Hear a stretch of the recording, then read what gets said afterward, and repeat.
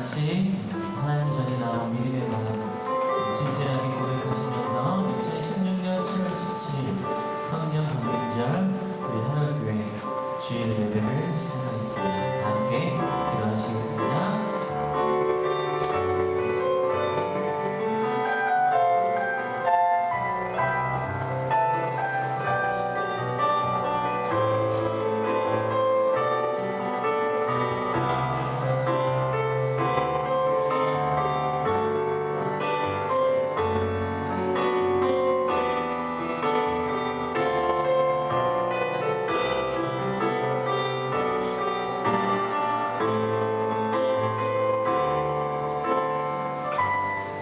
사랑하는 주님 감사합니다. 우리에게 오늘도 생명을 허락하여 주셔서 그 생명으로 이 세상을 보고 깨닫고 소중한 이들을 보며 열심으로 살아가다가 주님 허락해 주신 우리 하늘교회 하늘공동체에 나와 주님을 예배할 수 있는 믿음의 마음 주셔서 감사합니다. 하나님 전에 나와 찬양을 드리고 또한 기도를 하며 또한 우리 하늘교회 공동체의 소식들, 서로의 이야기, 서로 인사 나눔, 그리고 무엇보다 하나님께서 주실 말씀을 들으며 앞이 보이지 않는 우리들의 삶을 어떻게 살아야 할지, 어떻게 달려야 할지, 어떻게 걸어야 할지 그 마음을 믿음의 마음으로 그 방법을 찾아갈 수 있도록 우리 한 사람 한 사람의 내면의 마음을 어루만져 주시고 지키시고 함께하여 주시옵소서. 그 모든 것들을 주님께 맡겨드리고 내어드리오니 다만 우리는 이 시간 신령과 친정으로 마음 다해 주님을 예배할 때 우리의 마음속에 주님을 모시며 그 평안함을 누릴 수 있도록 하나님 도와주시옵소서. 오늘의 예배를 주님께 온전히 간절히 맡겨드리며 감사하며 예수님의 이름으로 기도하였습니다. 아멘.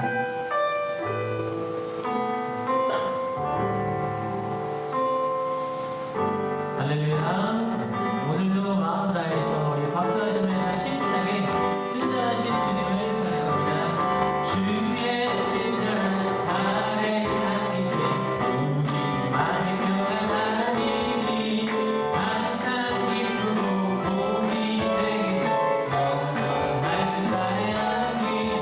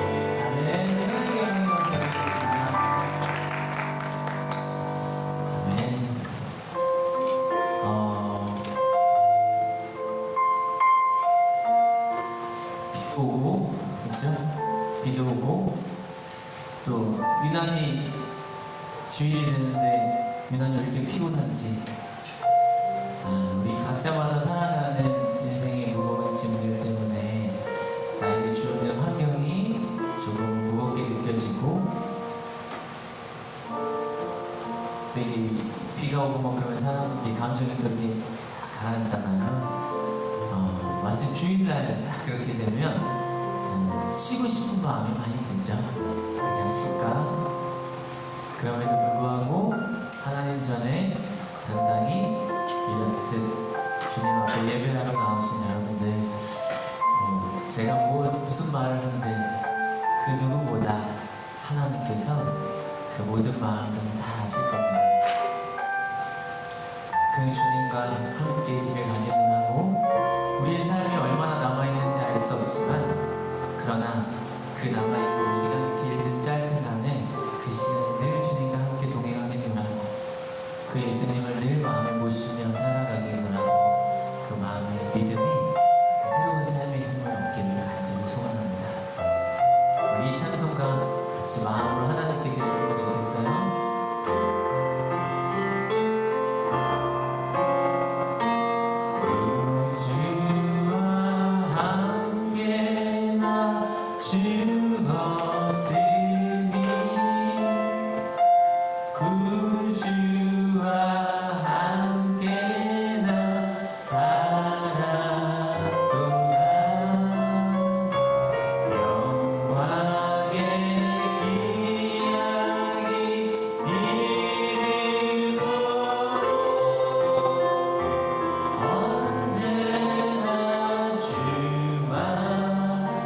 바라보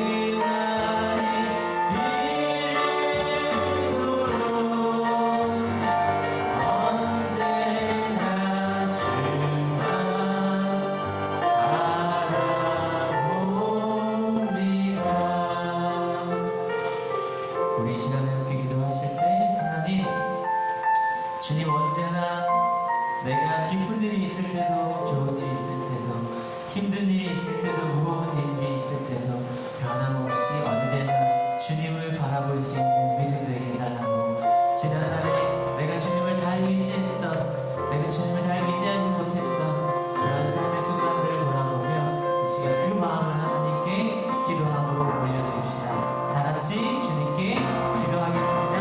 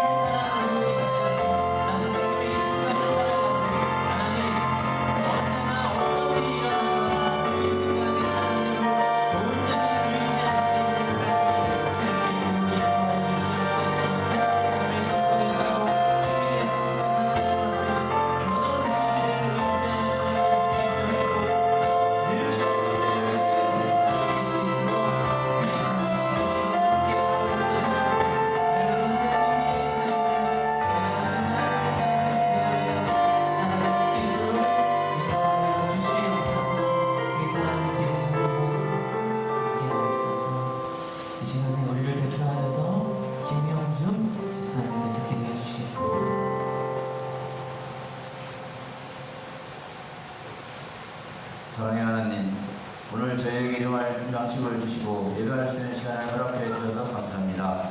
또한 저희에게 하나님의 마음을 나눌 수 있는 기회와 매사 선택할 수 있는 자유의지를 주셔서 감사합니다. 사랑의 하나님, 저희가 하루하루 살면서 알고도 지은 죄와 모르고 지은 죄가 많음을 고백하고 회개하오니 용서하여 주시고 늘 십자가를 바라보며 말과 행동을 할 수 있는 지혜를 주시옵소서. 사랑의 하나님, 이성재 목사님을 통하여 하나님의 사랑을 느끼고 우리 마음속에 꺼지지 않는 신앙의 문학들이 피어나도록 하여 주시옵소서. 지금은 시작하는 시간이오니 마치는 시간까지 함께 하실 줄 믿사오며 예수님의 이름으로 기도드렸사옵나이다. 아멘.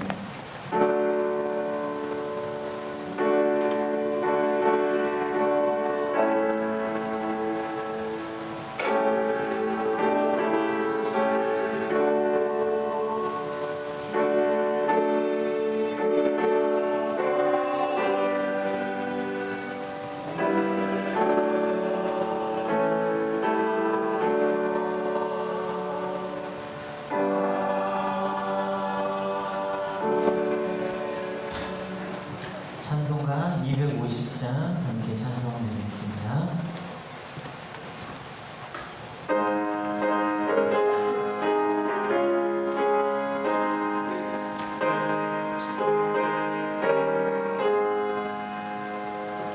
그 주의 십자가 보혈로 죄 씻음 받기를 원하네. 내 죄를 씻으신 주님을 찬송합시다.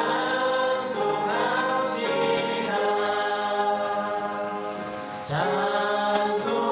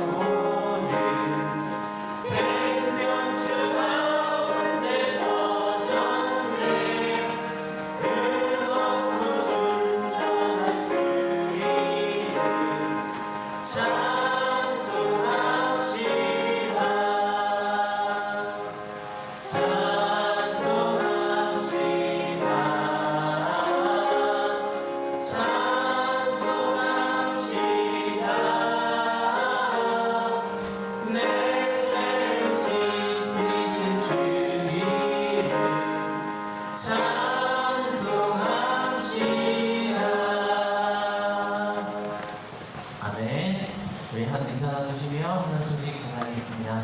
서로 오른쪽 보시면서 잘 사셨죠? 네, 밝게 웃으시면서 왼쪽 보시면서 당신 때문에 행복합니다. 네. 우리 소위 말해서 비 오는 날은 빈대떡이나 부쳐 먹지라는 얘기 하잖아요. 그런데 우리 믿는 이들은요, 비 오는 날은요, 찬송가 많이 불러보십시오. 그럼 그 은혜가 두 배로 더하더라고요. 많이 들어보시고 또 많이 불러보시면 오늘 찬송가를 앞에서 세 곡이나 했거든요. 비 오는 날에는 빈대떡도 좋지만 찬송가가 기가 막히게 맛있습니다. 아니 오늘 예배 후에도 찬송가 많이 부르시는 여러분들 되기 원합니다. 우리 하늘 소식 전하겠습니다. 7월 기도, 새벽 기도회가 계속되어지는데요. 출애굽기 40장 그리고 요한복음 1장부터 4장까지 진행되어집니다. 함께 오셔서 은혜 나눠주셨으면 좋겠고요. 그리고 한월 주일 오후 예배도 계속해서 주일 오후에 진행되고요. 첫째 주 찬양 예배, 또 둘째, 셋째, 넷째 때 또 한월 교회에서 찬양과 말씀으로 마지막 주는 부서별 원래회로 진행되어집니다. 한월 수요 찬양 예배도 주일도 계속 진행되어집니다. 또한 한월 새가족 가정이 지금 진행되고 있는데요. 혹시 조금 교회 나오신 지 오래됐는데도 난 새가족 과정을 잘 이거는 못했다 싶으신 분은요 저한테 말씀해 주시면 그 기간에 새가족에게 전달되어지는 그런 내용들은 조금 빼고 우리 하늘교회에 대한 이야기와 진짜 저희 하나님의 사랑에 대한 이야기들, 기본적인 이야기들을 같이 이 과정을 같이 나누도록 하겠습니다. 네. 이 얘기하는 게 웃으셔서 보니까 사진이 있네요. 네, 밝은 모습으로 환영하는 시간 같습니다. 한올 말씀 기도회가 우리 자매 성도님들은 화요일 오전 11시 하늘사회관에서 그리고 형제 성도님들은 매주 수요일 저녁 7시에 진행되어집니다. 형제 말씀 기도는 이번 주 종강 모임으로 곡교천에서 모임입니다. 네, 곡교천이죠. 네, 됐습니다. 서로들 아마 어디신지 알 거예요. 그렇죠? 특별한 장소에서 서로 모이시게 됩니다. 그 특별한 장소에서 잘 모이시기 바랍니다. 그리고 한월 정교회 수련회가 우리 생명 속의 생명이라는 주제로 이무영 목사님 모시고 진행되었는데요. 8월 12일부터 14일까지 이 기간에는 꼭 다른 스케줄 잡지 마시고 함께 오셨으면 좋겠습니다. 함께 자고 먹고 함께 은혜 나눴으면 좋겠어요. 그리고 다음 주 예배 일어납니다. 오전 예배에 황명순 집사님, 점심 식사에 이성재 목사님, 마음 나누는 안내, 해외 야성, 해외 선교 급식 지원하는 일, 초원에 계속해서 목실과 기도로 후원으로 해주시기 바랍니다. 우리 하늘 가족 새로 오신 분 있으면 환영하겠습니다. 오늘 혹시 처음 오신 분 계시면 같이 함께 오신 분의 손을 이렇게 들어주실까요? 오늘 처음 오신 분 계시면 처음 오신 거예요? 그쵸? 이렇게 진짜 오셨죠? 네, 죄송합니다. 네. 그리고 네, 오늘 처음 오신 분은 안 계시면 우리 함께 새로 오신 분들을 환영하고 웃음으로 대하는 분들이었으면 좋겠습니다. 오늘 주실 말씀 같이 보도록 하겠습니다. 사도행전 15장 19절 20절 말씀 같이 보도록 하겠습니다. 시작. 그러므로 내 판단으로는 하나님께로 돌아온 이방 사람들을 괴롭히지 말고 다만 그들에게 편지를 보내서 우리에게 마친 더러운 음식과 노랭이와 공매어 죽인 것과 피를 걸려하라고 하는 것이 좋겠습니다. 아멘. 하늘성가대에 감사 찬양이 있겠습니다.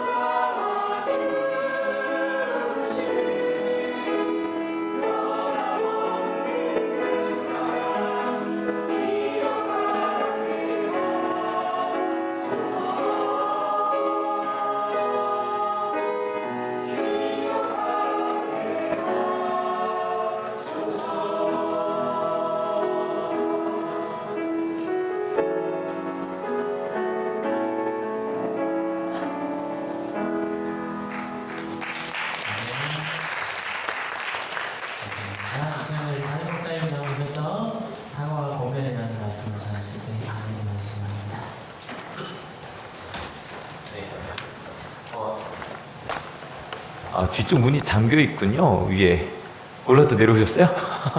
네, 인사드립니다. 옆에 제가 인사하는 거죠.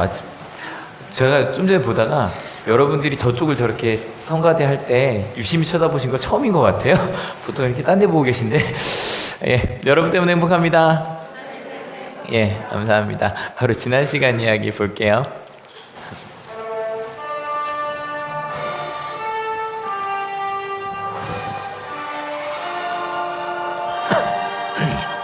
좀 길죠? 한 때보다 한 줄 더 길어서 빨리 읽으셔야 될 거예요.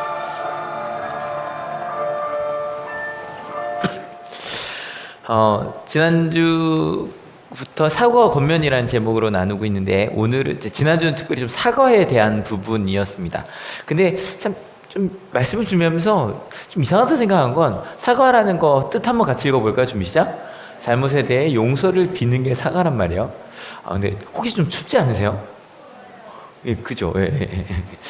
왜냐면 여기서는 예배 드릴 때 제가 제일 더워야 되거든요. 아시죠? 저만 자켓 입고 있잖아요. 근데 제가 좀 추워요. 그래서 사과드립니다. 온도 조절을 잘 못한 것에 대해서. 그러니까 실은 이런 게 사과란 말이에요. 그죠? 그러니까 잘못에 대해서 용서를 비는 거. 그래서 사과라는 건 두 가지 면이 있어요. 하나는 내가 잘못했습니다라고 말하는 거 하고요. 두 번째는 거기에 대해서 용서해달라고 말하는 거예요. 근데 생각해봤더니 여러분 잘못한 게 있어요. 잘못한 것에 대해서 내 잘못이라고 말하는 건 당연한 거 아니에요? 맞죠? 아니 내 잘못인데 그걸 잘못했다고 말하는 건 당연한 거잖아요. 그래서 잘못이라고 생각했다면 용서해달라고 하는 것도 너무 당연한 거죠. 그죠? 근데 이 당연한 게 제가 앞에 그러니까 저는 설교 쓰면 막 쓰고 나서 이제 지우는 게 되게 마음 아파요. 여러분 열심히 설교를 써놨는데 길어질 것 같아 잘라내는 게 얼마나 마음 아픈지 아세요? 근데 제가 막 이게 얼마나 멋있는지 썼는데 아니 당연한 것들하는 거예요. 근데 그러면서도 솔직히 너무 멋있었어요. 지난주에 그 신앙의 선배들 특별히 베드로가 사과를 했단 말이에요. 베드로가 누구예요? 12제자 중에 그 중에서도 수제자고요. 그리고 실은 교회의 대표예요. 베드로의 말이 베드로가 혼자 끌어가는 건 아니지만 실제로 굉장히 영향력이 있었단 말이에요. 근데 베드로가 사과를 해요. 그것도 후배들한테 뭐라고 후배를 하냐면 내가 너한테 무거운 멍에 지우려고 했다고. 내가 말했던 거 잊어버리라고. 그리고 정말 중요한 거 주 예수의 은혜. 내가 지금 뭐 베드로인 것도 다 주 예수의 은혜였지 딴 거 아니야.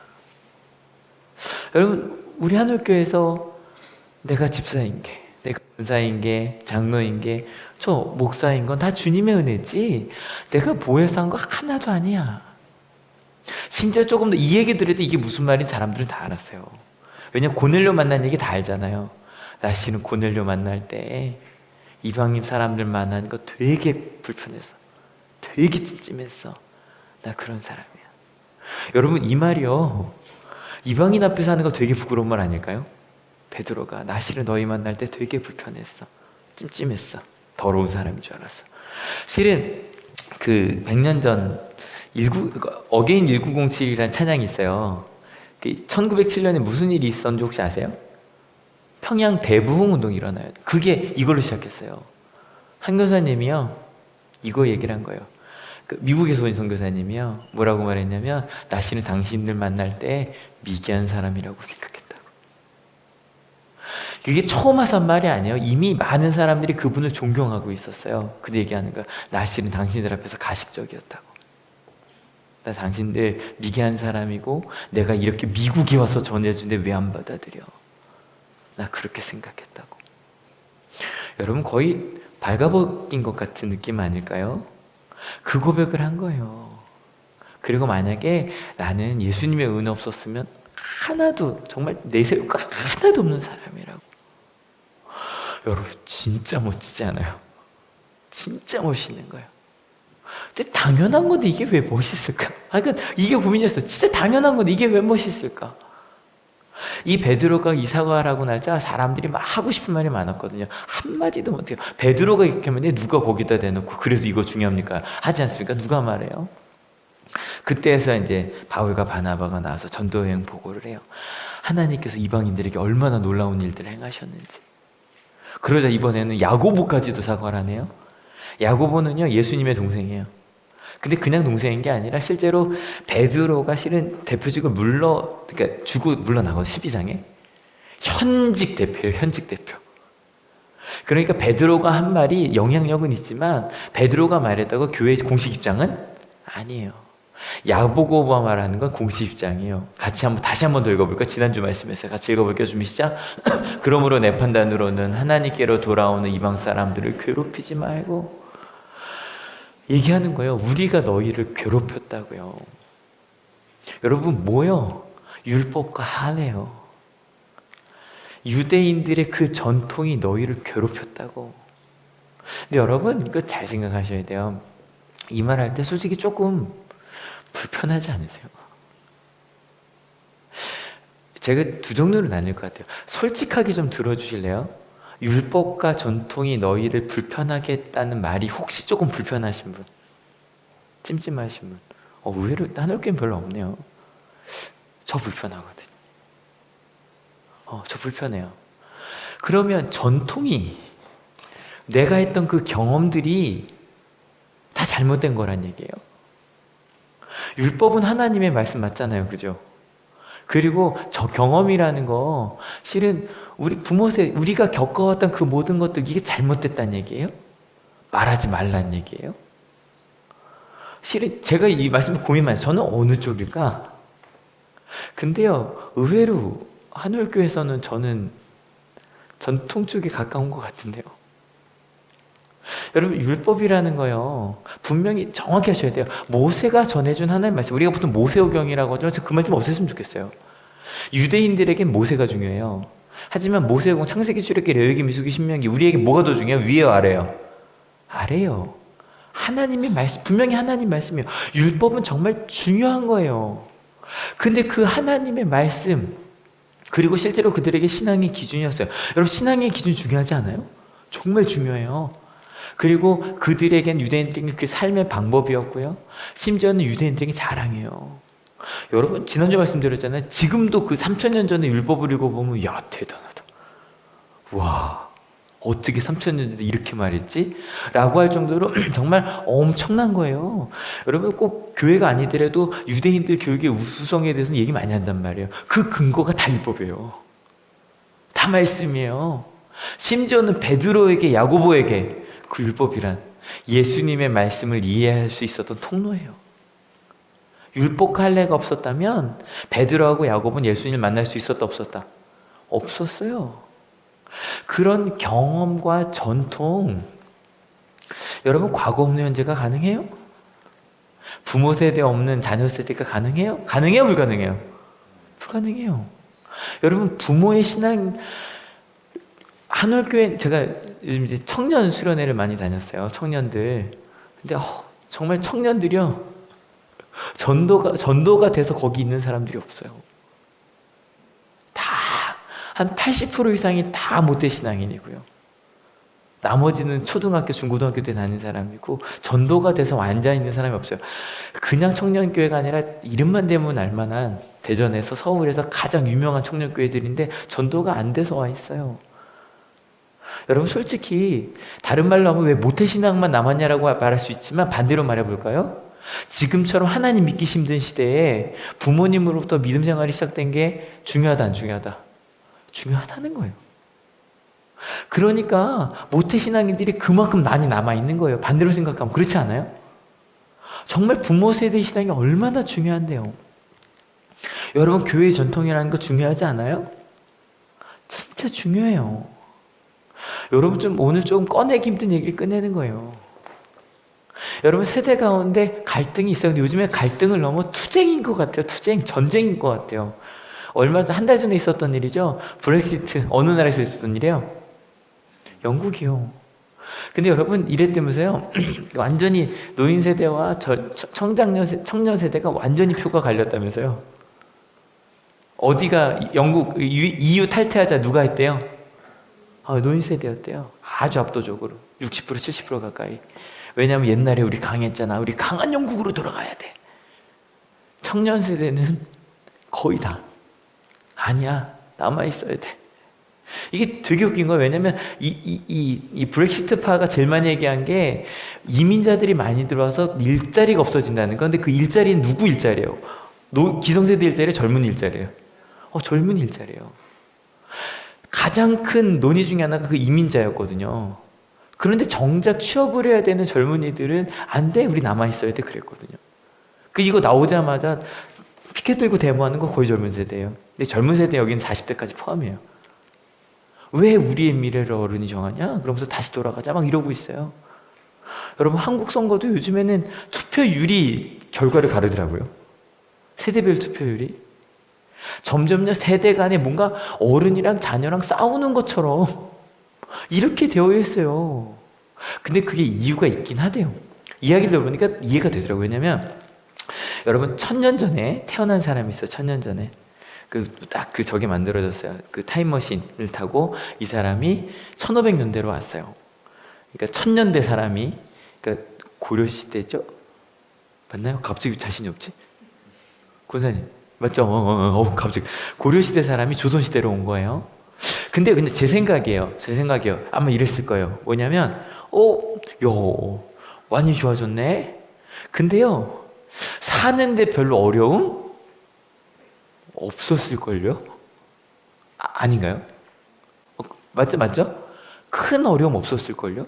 고려시대 사람이 조선시대에 왔을 때 뭐 호적 같은 것만 해석이 되면 뭐 말이 조금 달라졌어도 아마 한자 더 잘하면 그것도 괜찮았을 것 같고, 근데 뭐 문화 자체가 좀 바뀌긴 했지만 1800년대쯤 오면 그때부터는 뭐 영종도 시대죠? 그때 되면 뭐 안경도 나오고 뭐 이런 게 좀 있긴 했지만 그래도 그냥 살만했을 거예요.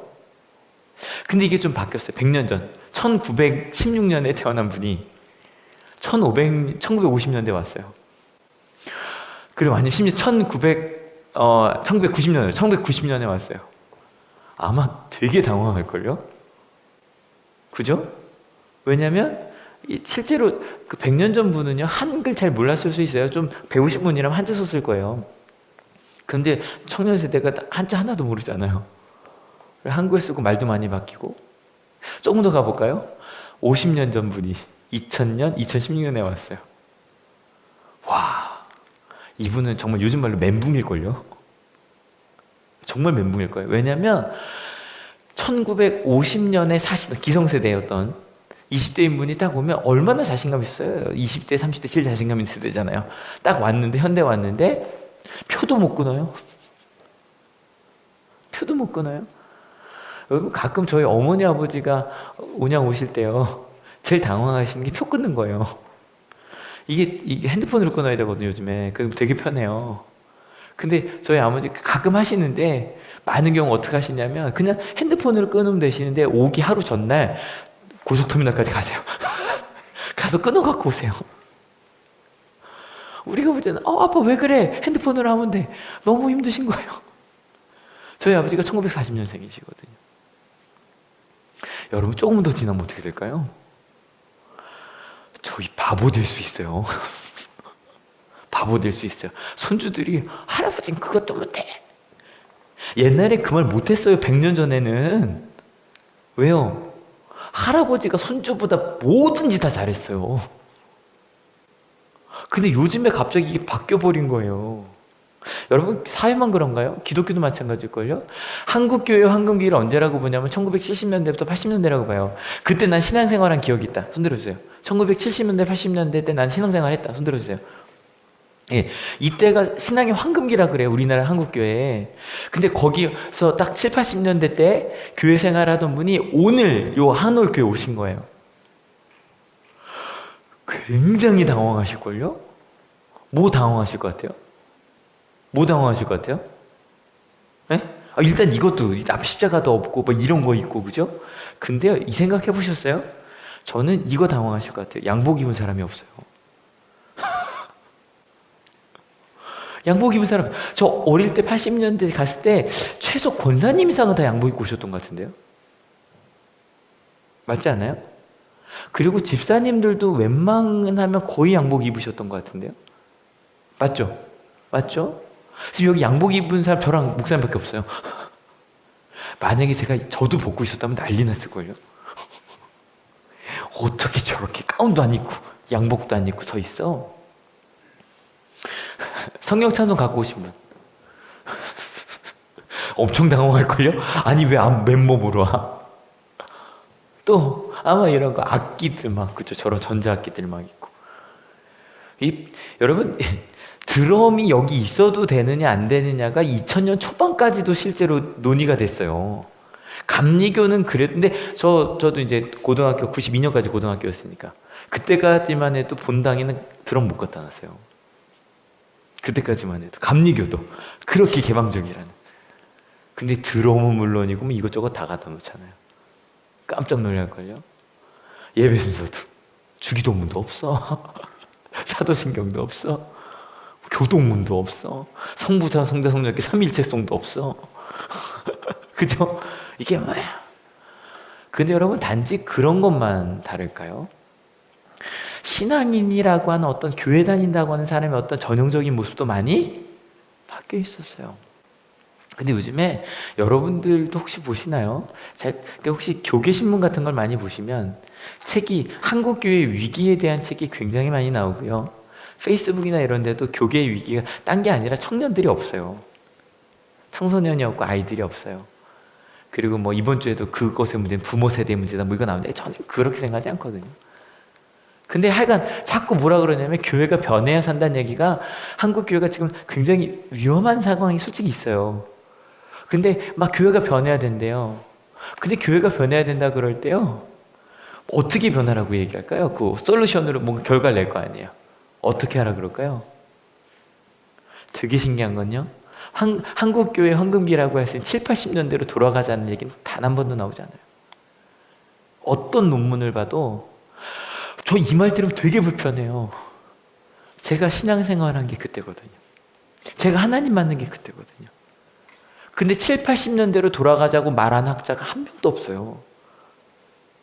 오히려 지금까지 보지 않았던 다른 모습으로 가야 된다 그러고 과거로 돌아간다 그래도 어게인 1907 100년 전은 지금과 전혀 상관없는 때예요. 솔직히 글로 돌아가자 그래요. 되게 불편해요. 여러분 우리 아까 이 찬양 불렀잖아요. 여러분 어떻게 부르죠? 한번 불러볼게요. 하나 둘 셋 넷 구주의 십 이렇게 부르잖아요. 솔직히 7, 80년대 교회 생활 하셨던 분들 준비 이거 어떻게 불러야 돼요? 하나 둘 셋 넷 구주의 십자가 보혈로 저 이게 더 편해요. 그리고 앞에서는 어떻게 해야 돼? 강대상이 치면서 목사님 그죠? 구주의 십자가 보혈로 더 빨라요. 여러분 요즘 노래 빨라졌다 그러시죠? 80년대 때 부흥회 가봐요. 얼마나 빨랐는데 거의 랩에 가까웠어요. 진짜 빨리 불렀어요. 반대도 볼까요? 저 이 찬양 부르죠.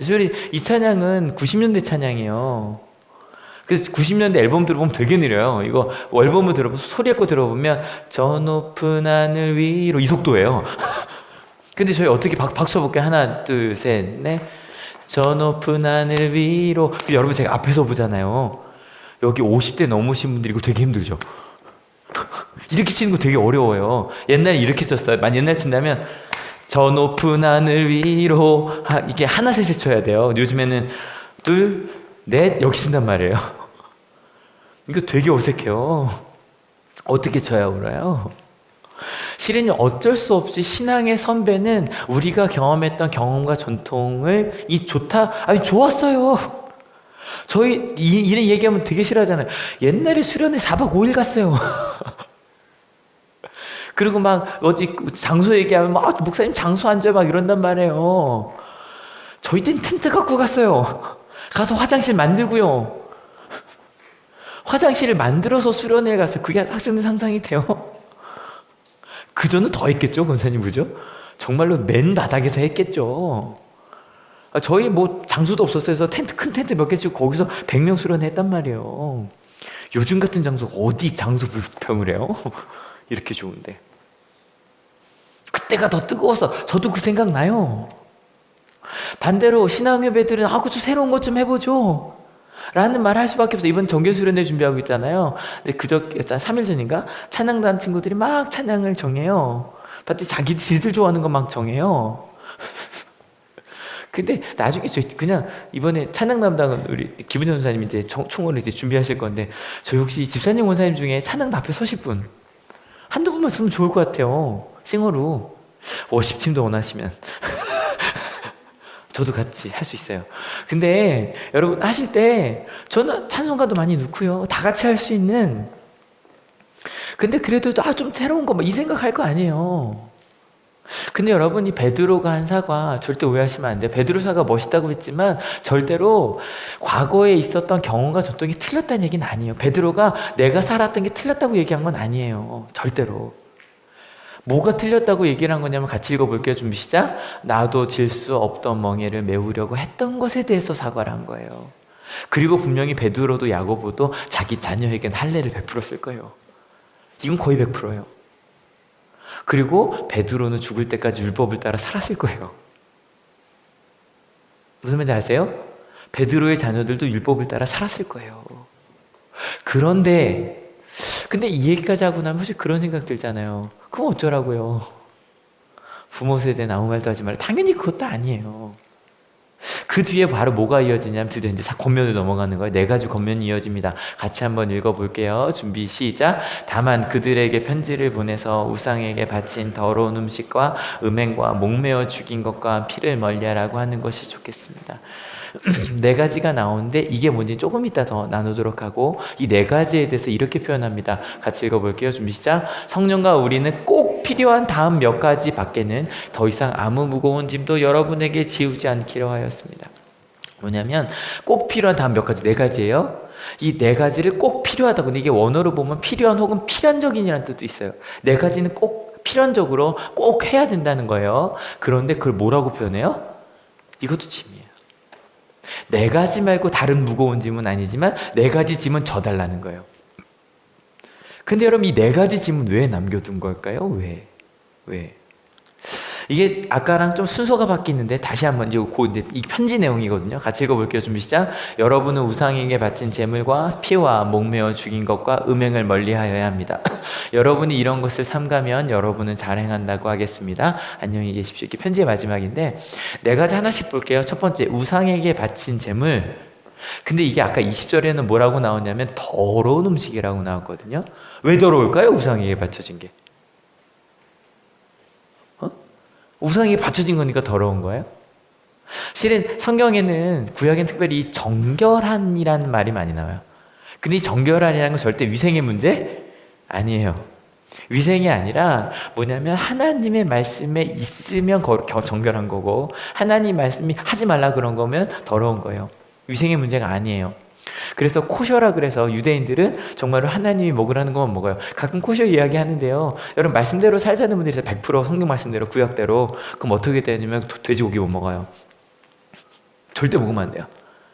그리고 실은 새우도 절대 먹으면 안 되고 고등어도 먹으면 안 돼요. 성경이 그렇게 돼 있어요. 구약에. 그걸 정말 지키며 살았단 말이에요. 근데 여러분 물어볼게요. 이게 이제 더럽다 그랬단 말이에요. 여러분 제사 음식 정결한 거예요? 더러운 거예요? 맛있는 거죠. 그러니까 무슨 얘기냐면 근데 유대인들에게는 그건 더럽게 느꼈어요. 왜냐면 그렇게 배우고 자랐기 때문에. 또 볼까요? 2번째, 피예요.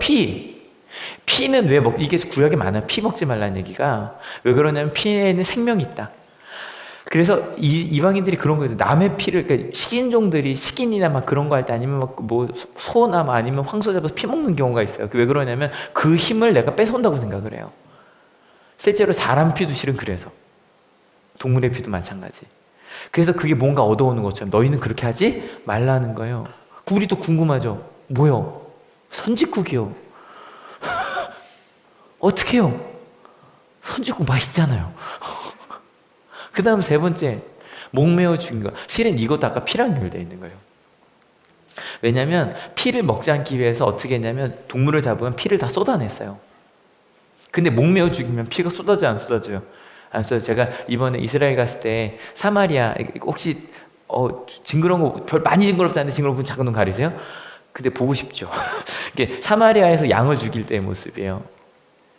다 죽이고 껍질을 벗긴 다음에 이렇게 해서 피를 다 쏟아내요. 그래서 바닥에 피가 흥건하게 다 쏟아지게.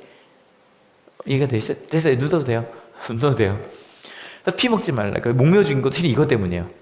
그래서 지나가던 동물이 죽은 것도 먹지 말라는 이유가 저래서요. 피를 안 쏟아냈기 때문에. 그 다음에 음행이라는 건 당연하지라고 생각할 텐데 음행이라는 것도요, 실제로 여기서 말할 때 음행은 우리가 생각하는 음란한 것도 당연히 포함됩니다. 근데 그것만이 아니라 근친상간을 포함합니다. 근데 우리가 생각할 때 근친상간 당연하죠. 근친상간 안 되잖아요. 근데 그 신명기를 읽어보면 이게 너무 자세히, 제가 인용할 수 없을 정도로 자세히 나와요. 누구와 누구를 함께 범하면 이게 너무 자세히 나와요. 근데 여러분 실제로 이게 계급 사회 있잖아요. 계급이 강할수록 가족끼리 결혼한 경우가 굉장히 많았어요. 그리고 계급이 강할수록 그 핏줄끼리, 심지어는 엄마의 게다가 이제 후궁이 많잖아요. 왕들은, 돈 많은 사람들은, 후궁들은 다 예쁘고 그랬을 거 아니에요. 그러니까 아들이, 이런 일이 굉장히 많았어요. 그런 거 하지 말까. 문화적으로는 인용이 되는 거 그거 하지 말라는 거야. 그럼 이걸 네 가지 짐이라 그랬잖아요. 이 네 가지 짐은 누구를 위한 짐일까요?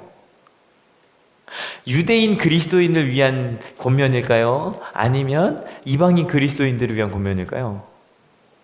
잘 생각해 보세요. 누구를 위한 거예요? 둘 다겠지만 그 중에 특별히 이 네 가지를 하지 말아달라고 이야기하는 건 유대인 그리스도인을 위한 걸까요? 이방인 그리스도인을 위한 걸까요? 손 들어볼게요. 난 유대인 그리스도인을 위한 것 같다. 이방인 그리스도인을 위한 것 같다. 네. 저도 실은 이방인 그리스도인인 줄 알았어요. 근데 이번에 막 굉장히 많은 주석서가, 이게 제 생각이 너무 달라서 거의 모든 주석서가 통일하는 게 뭐냐면 이건 유대인 그리스도인을 위한 거라는 거예요. 여러분 생각해봐요. 여기 크리스찬들 혹시 제사 가보세요? 전 제사 한 번도 안 가봤어요. 저희 집에 안 들여서. 근데 만약에 모태신앙인 집에서 제사 있는 집에 갔어요. 제사하는 거 불편할까요? 편할까요? 되게 불편할걸요? 그 앞에 향 피우고 막 이렇게 절하면 이거 뭐지? 되게 불편할걸요? 실은요 뭐라고 그랬냐면 베드로처럼 유대인 그리스도인들이 이방인 그리스도인들이 처음에 들어오는 거 좋아하는데 그들과 함께 밥을 먹고 그들과 함께 대화하는 게 굉장히 불편했던 거예요. 이 네 가지 권면은요 실은 조금 다른 말로 권면이 아니라 실은 부탁이었던 거예요. 저 이렇게 말하고 나니까 되게 멋있더라고요.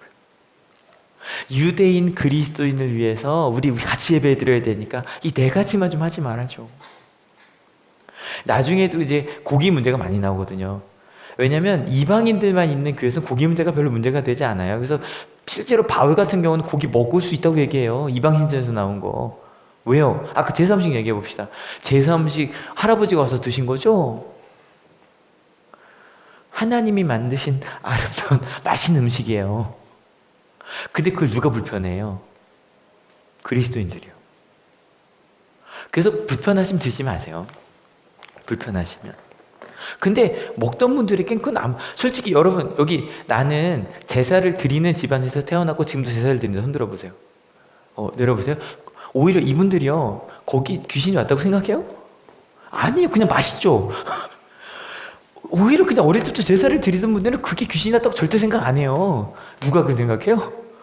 어릴 때부터 그러면 안 된다고 배웠던 모태신앙인들이 오히려 그거 불편해요. 무슨 말인지 아시겠어요? 그들을 위해서 하지 않는 거죠. 나중에 바울이 그러잖아요. 내가 만약에 고기 먹는 것 때문에 누가 한 명이라도 쓰러지면 넘어지면 나 평생 고기 안 먹을래. 그거 되게 멋있잖아요. 그게 배려예요. 그걸 부탁하는 거예요. 여러분 아까 말씀드렸잖아요. 세대 간의 사이가 분명히 생겨난 것 같아요. 그죠? 말도 많이 달라지고. 근데 여러분 우리 세대 간에 교회에서도 사과와 부탁을 할 수 있으면 얼마나 좋을까요? 너무 좋을 것 같아요. 여러분 우리 50대 이상 40대 이상 저도 40대 이상이잖아요. 이 수련회 할 때 부탁할 거 좀 부탁하세요. 예를 들어 이런 거죠. 뭐 어떤 거 부탁할 수 있을까요? 이 노래 좀 넣어줘. 저 진짜 부르고 싶은 거 있어요. 뭐냐면 이거는 좀 너무 모르겠는데 불 속에라도 들어가서 그거 기억하세요? 죄악된 세상을 방황하다가 뭐 이 찬양이나 막 이런 거 부르고 싶거든요. 그리고 좀 하나가 뭐 하나 기억이 안 나는데 그런 거 이거 좀 같이 찬양하자고 너무 좋다고 같이 하면 너무 좋지 않아요? 또 따로 뭐 이런 거 있잖아요. 나와서 춤추라고는 하지 말라고 뭐 이러실 수도 있고 전 춤은 좀 같이 췄으면 좋겠는데 정교수련회 때 그게 뭐든. 저건 있을 수 있겠다. 목사님 너무 많이 움직이게는 낮에 쉬는 시간을 좀 주세요. 작년에 저 여성들끼리 따로 쉬는 거 좋아하죠, 그죠? 그런 거 좋잖아요. 같이 서로 부탁하고. 만약에 와서 목사님 왜 이런 거 배려 안 해주지 이러지 마시고 부탁하시고 사과하고. 실은 학생들도 마찬가지. 이런 거 좀 하면 어떨까? 근데 그럼에도 불구하고 이게 멋있는 건 신앙 선배가 했기 때문에 멋있는 거예요. 근데 실은 사과보다 좀 부탁이 더 멋있던데요. 이렇게 해달라고. 실은 이 말씀 묵상하다가 요즘 참 영상 세대가 좋은 게 영상이 좀 어디서 구하지 않아도 너무 좋은 영상들이 많이 나와요. 너무 짠한 이게 부탁이구나 사과구나라고 느끼게 해주는 영상을 하나 봤어요. 아마 보신 분들 많으실 거예요. 잠깐 좀 볼게요. 이거 보신 분 많이 보셨죠?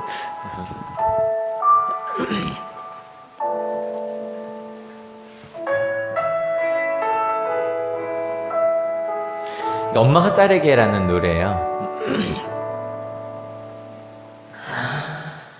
잠시 뭘 붙인 줄만 알았는데 벌써 놀고 있었고 넌 항상 어린 아이일 줄만 알았는데 벌써 어른이 다 되었고 난 삶에 대해 아직도 잘 모르기에 너에게 해준 말이 없지만 내가 좀 더 행복해지길 원하는 마음에 내 가슴 속을 뒤져 할 말을 찾지 공부해라 아니야 그건 너무 교과서야 성실해라 나도 그러지 못했잖아 사랑해라 그건 너무 어려워 너의 삶을 살아라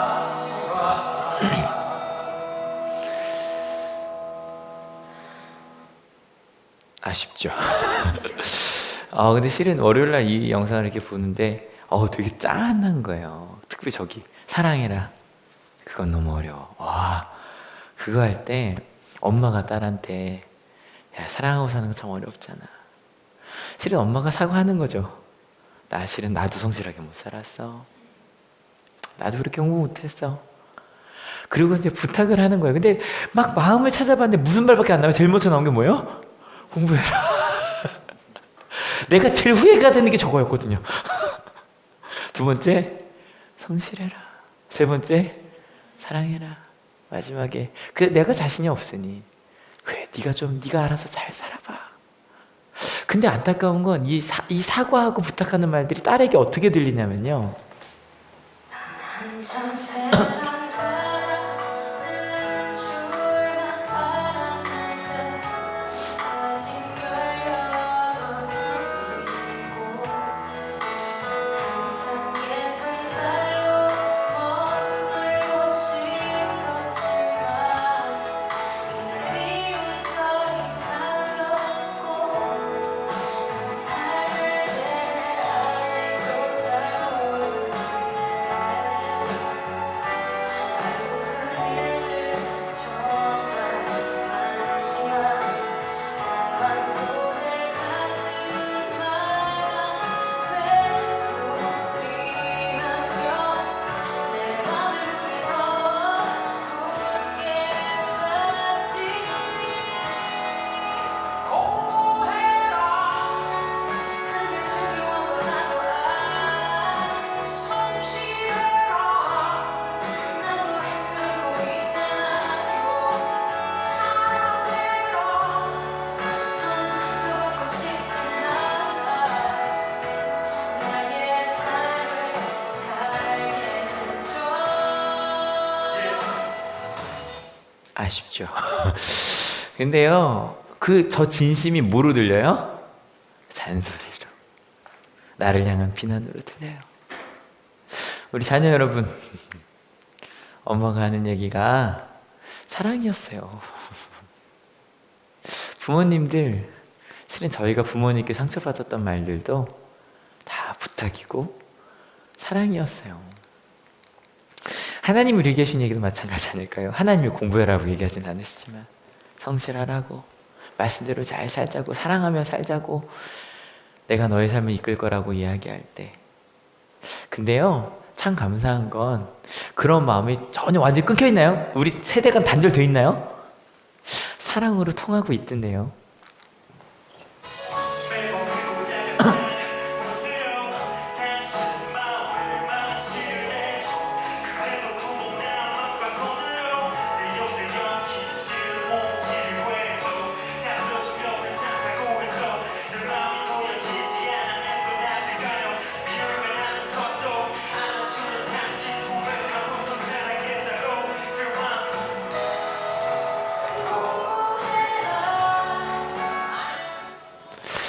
실은 이 목사님 아들 딸이잖아요.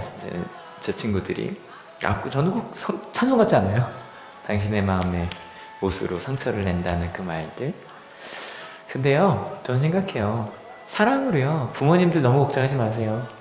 자녀들이 부모님 주신 사랑 알아요. 그리고 자녀들도 알아요. 느껴요. 부모님들도 알고요. 여러분, 그 사랑 속에서 그런 게 전달이 되잖아요. 실은 베드로의 사과도 마찬가지 아니었을까. 경험과 전통이 틀렸다는 게 아니라 내가 이것만이 다라고. 근데 뭐가 더 중요하다? 읽어주세요. 시작. 주 예수의 은혜.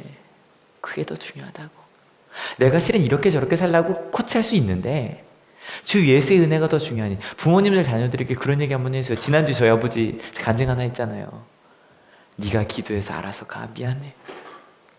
여러분 자녀에게 그 얘기 한번 해주세요. 내가 너의 삶을 도와줄 수 있어. 근데 나 잔소리 좀 참을게. 네가 기도해. 하나님이 이끄시는 게 더 나아. 내가 보니까 불완전한 나보다 하나님이 너 이끄실 거야.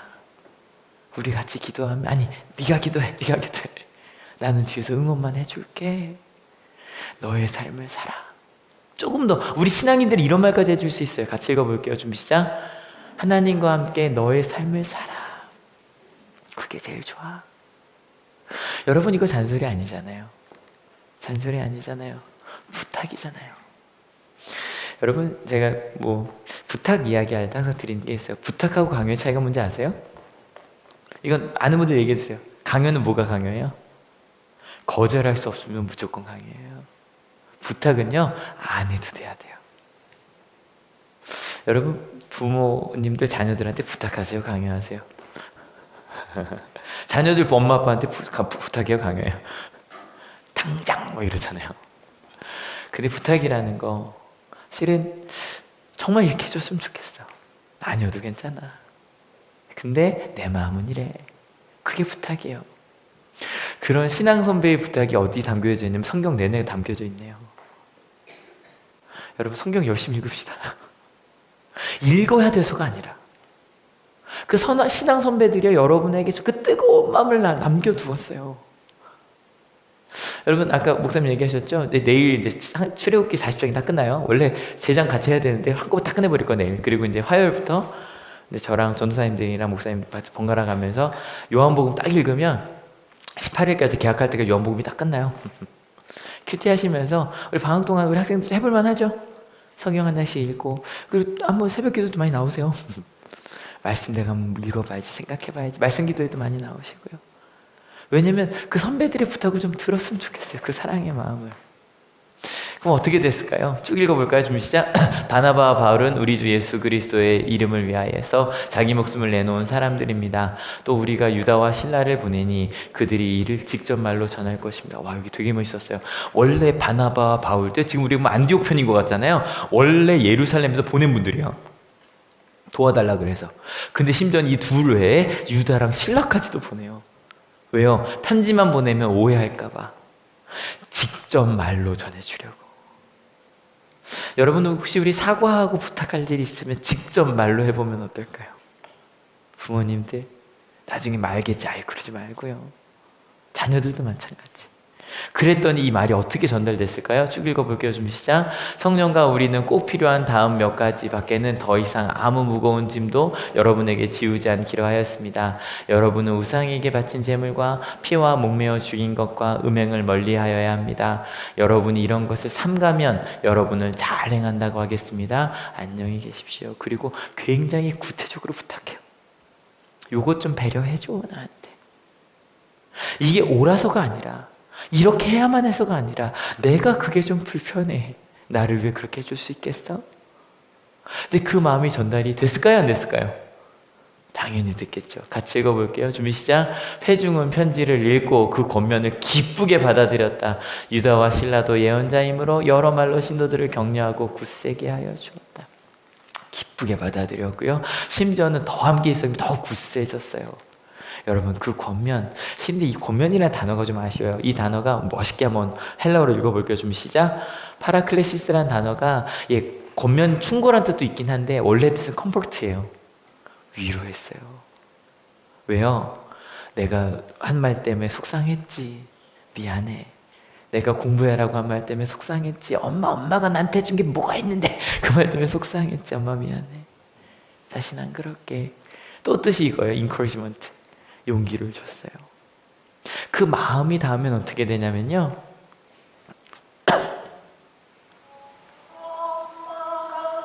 되지 못했던 걸 용서해 줄 수 있겠니? 넌 나보다는 좋은 엄마가 되겠다고 약속해 주겠니?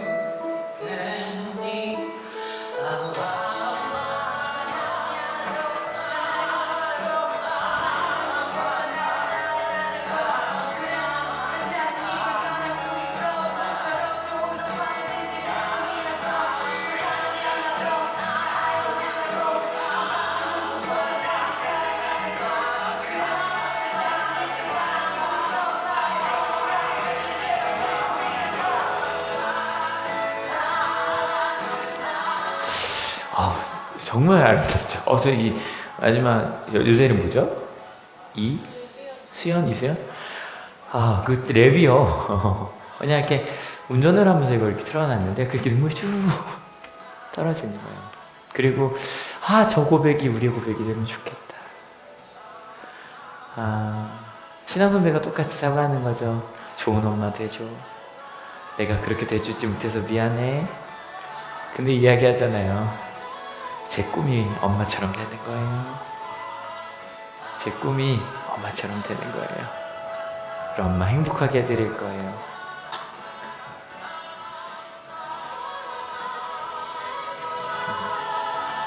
미안해 엄마, 감사해 엄마 그러고 마치더라고요. 여기 엎친 박수 한번 칩시다. 이거 정말 고맙더라고요. 영상이. 여러분 저희 가끔 그 생각해요. 죄송해요. 좋은 목사가 아니어서. 제가 제일 잘 알아요. 또 좋은 아빠도 아닌 것 같고. 지한이한테 참 미안해요. 아빠인데 이렇게 서울에다 두고 와야 되고 자주 못 보고. 근데 부탁하잖아요. 엄마 같은 좋은 엄마, 좋은 엄마 돼달라 그랬더니 아니야. 내 꿈이 엄마 같은 좋은 엄마 되는 거야. 엄마 행복 내가 원해. 여러분 사과와 부탁하며 살아가는 우리가 되었으면 좋겠습니다. 근데 제가 2주 동안 이 말씀 전하면서 제일 많이 생각나는 분은 실은 예수님이었어요. 예수님께서 안타까워하시면서 얘들아 그렇게 가면 안 되는데 하나님의 나라가 있는데 그리고 부탁하시는 거예요. 여러분 성경 말씀에 예수님 말씀 중에 너 이렇게 안 하면 죽여버릴까 그러지 않으시죠? 사랑해야 돼. 사랑해야 돼. 사랑해야 돼. 십자가를 져야 해. 그 예수님의 부탁을 듣는, 그래서 그 사랑을 늘리며 살아간 저희가 되었으면 좋겠습니다.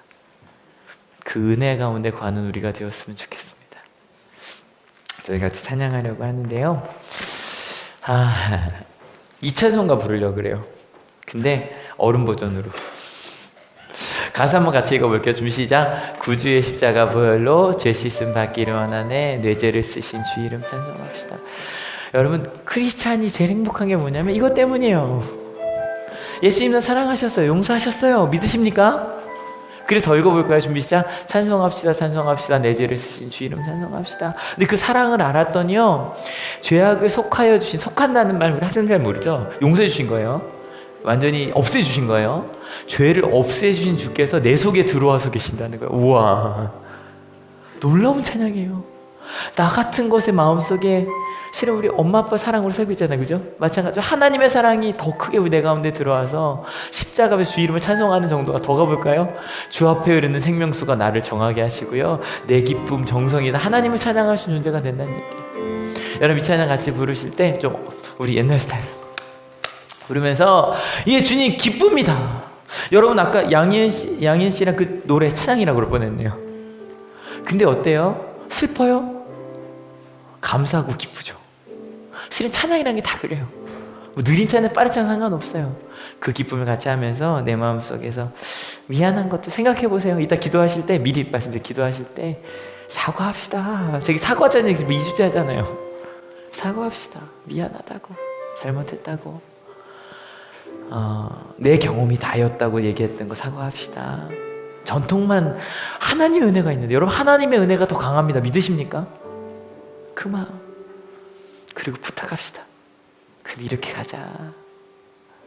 그런 아름다운. 그래서 여러분 다른 교회에서 우리 한올교회 보면 되게 놀라워요. 중고등부터 다 같이 예배드리잖아요. 근데 더 아름다워지는 함께 예배할 수 있는 저희가 됐으면 좋겠어요. 찬양할게요. 빨리.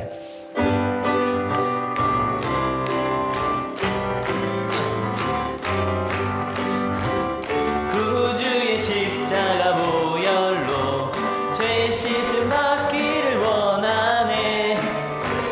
씻으신 주 이름 찬송합시다. 찬송합시다. 찬송합시다. 내 죄를 씻으신 주 이름 찬송합시다. 죄악을 속하여 주신 주 내 속에 들어와 계시네. 십자가 앞에서 주 이름.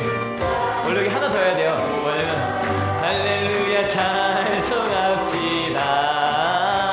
찬송합시다. 내 죄를 씻으신 주 이름 찬송합시다. 주 앞에 흐르는 생명수 날 씻어 정하게 하시네.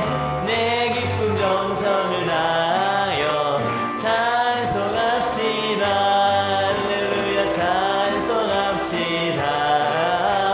찬송합시다. 내 죄를 씻으신 주 이름 찬송합시다. 내 주께 회개한 영혼은 생명수 가운데 젖었네. 흠없고 순전한 주 이름 찬송합시다. 찬송합시다. 찬송합시다. 내 죄를 씻으신 주 이름 좀 요즘 스타일로 부를까요? 내 주께 회개한 영혼은 생명수 가운데 젖었네. 흠없고 순전한 주 이름 찬송하. 혹시 가능한 분들 손 들고 찬양해 볼까요? 할렐루야 찬송합시다.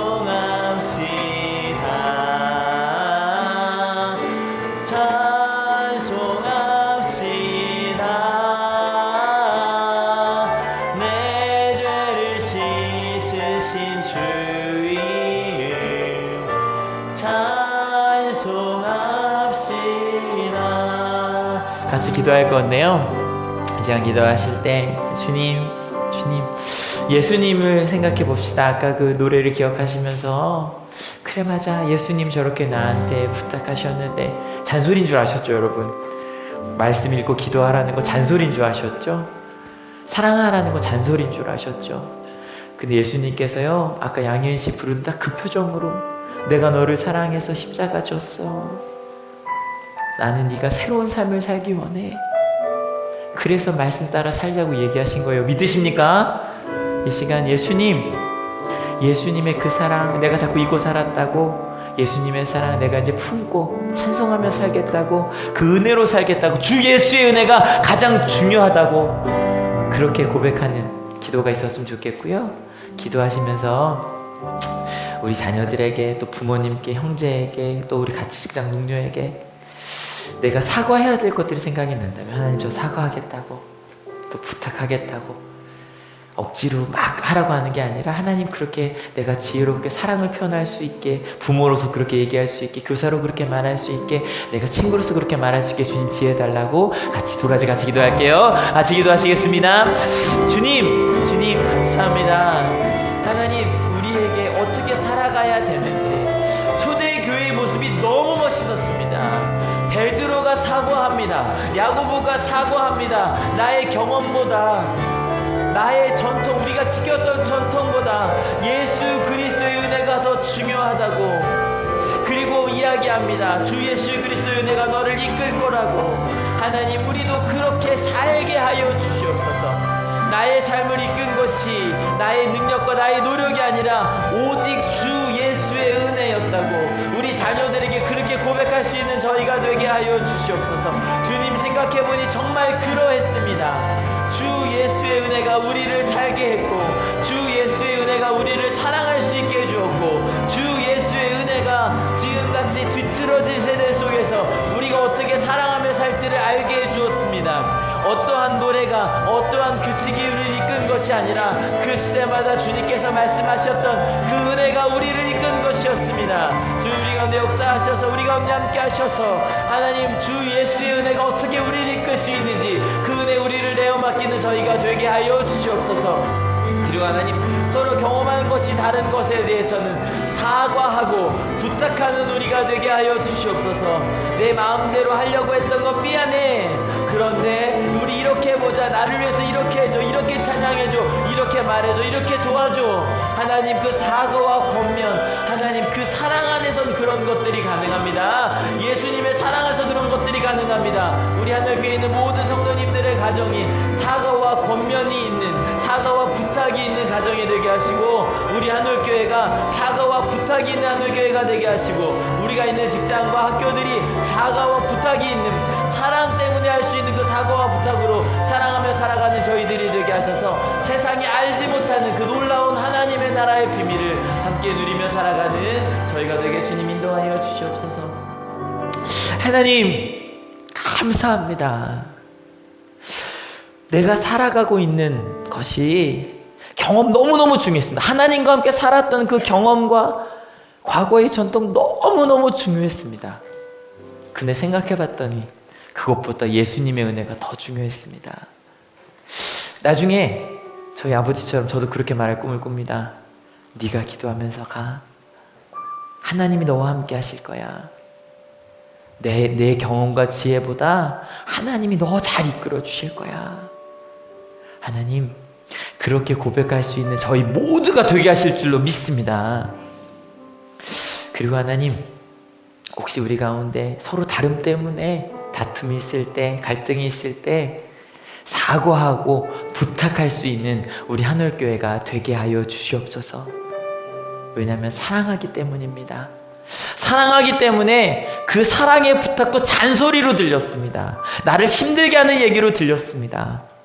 근데 하나님 조금 더 성경 말씀처럼 잘 표현하는 저희가 되게 하셔서 베드로가 야고보가 사과했듯이, 그리고 그 이야기를 이방인들이 기쁘게 받아들였듯이 그렇게 서로 사과하고 부탁하고 기쁨으로 받아들이며 기뻐하는 우리 가정들이 다 되게 하실 줄로 믿습니다. 저희가 사과하고 부탁해야 될 사람들에 대해서 생각했습니다. 가서 실천하겠습니다. 미안하다고, 하나님의 사랑이 더 중요하다고 고백하는 저희 모든 가정들이 되게 하시고 모든 공동체가 되게 하여 주시옵소서. 그리고 기쁨으로 순종하며 가는 우리가 되게 하실 줄로 믿습니다. 혹시 이 가운데 몸이 아프거나 마음이 아프거나 어려움 속에 있는 이들이 있습니까? 아마 우리의 말 한마디 때문일 겁니다. 가서 사과하겠습니다. 그리고 같이 가자고, 하나님의 사랑 가운데 머물자고 같이 고백하겠습니다. 수련회를 기도하며 준비하고 있습니다. 부탁하고 싶었습니다. 수련회 함께 하자고, 하나님의 은혜 가운데 같이 거하자고, 하나님의 사랑, 생명 속의 생명이라는 그 주제 가운데 하나님이 어떤 은혜를 주실지 같이 기대하며 그 자리에 같이 거하자고. 하나님, 이 수련회가 생명 속의 생명처럼 우리 가운데 얼마나 더 큰 하나님의 생명이 있는지를 한 명도 빠짐없이 함께 누리는 수련회가 될 수 있도록 주님 인도하여 주시옵소서. 특별히 우리 학생들은 방학을 시작했네요. 청년들이 이미 시작했고요. 이 방학 기간이 다른 건 아니라 주님과 더 가까워지는 시간이 되게 하여 주시옵소서. 그렇게 우리 신앙의 선배들이 그러했듯이 사과하고 부탁하며 살겠노라고 결단하는 하나님의 귀한 자녀들 머리 위에 예수 그리스도의 사랑과 하나님의 은혜와 성령 하나님의 인도하심이 지금으로부터 영원토록 함께 하옵시기를 간절히 축원하옵나이다. 아멘. 예, 하나님께 감사의 박수 같습니다. 아멘.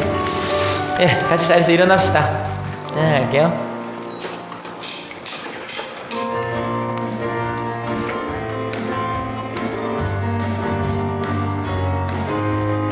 갑니다. 하나, 둘, 셋, 넷. 저 높은 하늘 위로 밝은 태양 떠오르듯이 난 주저앉지 않으리.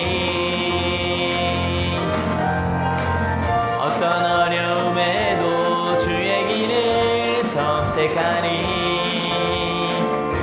빛 가운데로 걸으리.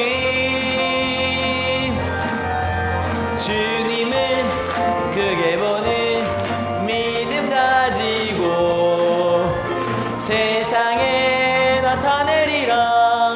놀라운 주의 사랑을.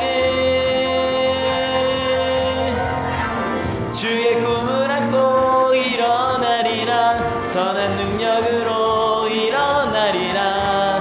이 땅의 부흥과 회복은 바로 나로부터 시작되리. 주의 꿈을 안고 일어나리라. 선한 능력으로 일어나리라.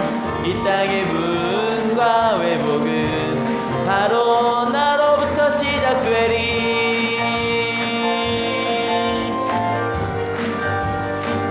하나님께 영광의 박수가 치올립니다. 아멘. 옆에 인사합시다. 작아서 그리스도의 복음을 전합시다.